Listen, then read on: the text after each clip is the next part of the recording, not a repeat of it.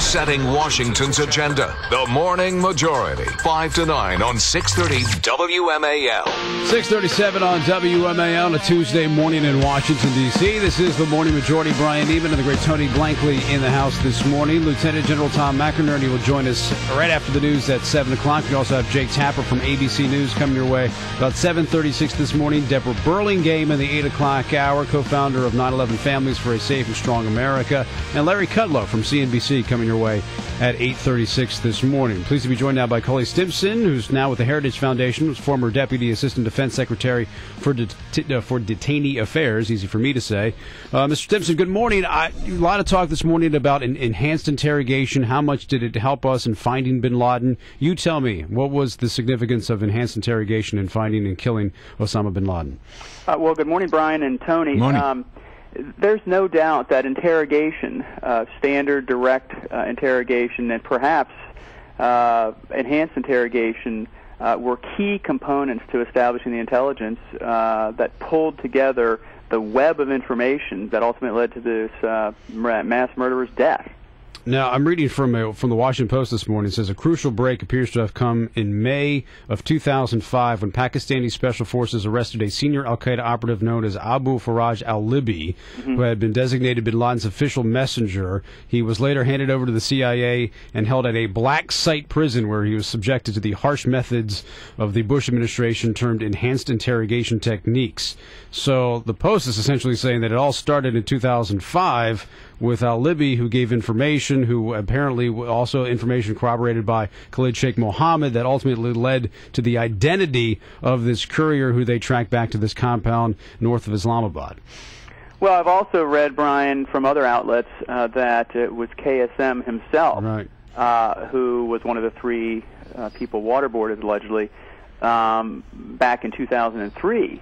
Who gave the name of a pen name, a nom de guerre of a courier, or at least confirmed that. And so I think it remains to be seen who gave what initial nugget. But what is clear, and the administration has admitted as much, is that detainees at Guantanamo subjected to standard direct questioning, and not one detainee, detainees, that's the administration's word, confirmed the identity of the courier, confirmed his close association with bin Laden, and that was bounced up against other intelligence we had, which ultimately led to this raid and this death. Cully, let me ask you, as you know, when we have bigger moments like this, like bin Laden's killing, after we've had our feelings, the importance of it is what does it leave on a policy impact in this town.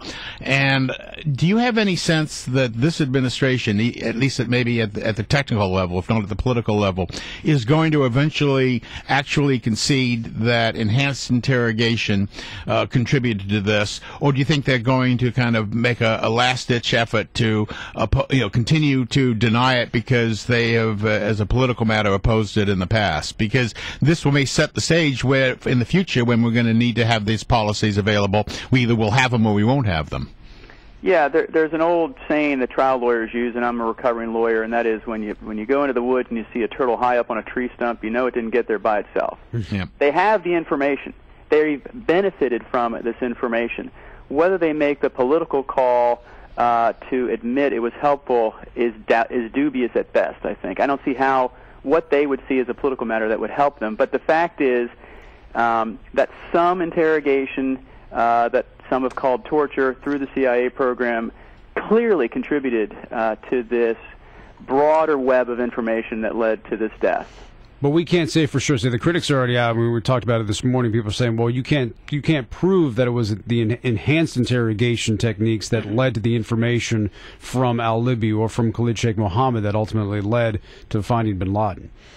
No, I think there will be a robust debate, sort of a cause and effect debate going on. But the fact is that I think that those who have said that nothing, and that's the word they use, nothing reliable comes from enhanced interrogation techniques, setting aside whether it's wrong as a legal matter or a policy matter, it's just wrong.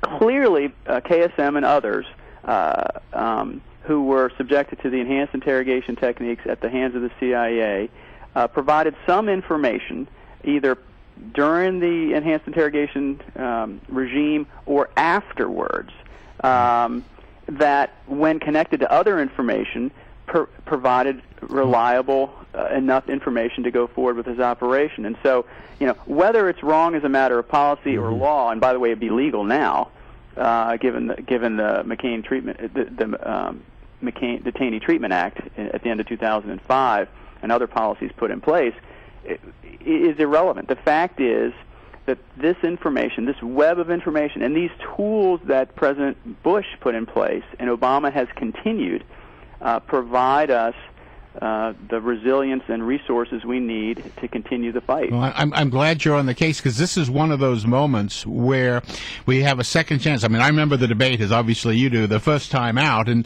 it was hard sometimes to separate the ethical questions from the consequences. I used to argue, well, look, can we at least agree that it might have some beneficial effect? We had a lot of argument that no, there was no beneficial effect, which made the ethical argument all that much easier for that side. Now, to the extent that folks like you at Heritage and elsewhere can drill down on this in a public way, we may be able to at least get to the admission that it's useful. And then we still have the ethical question remaining. But this is I think, an important opportunity. Yeah, and also, Tony, I mean, it's an excellent point.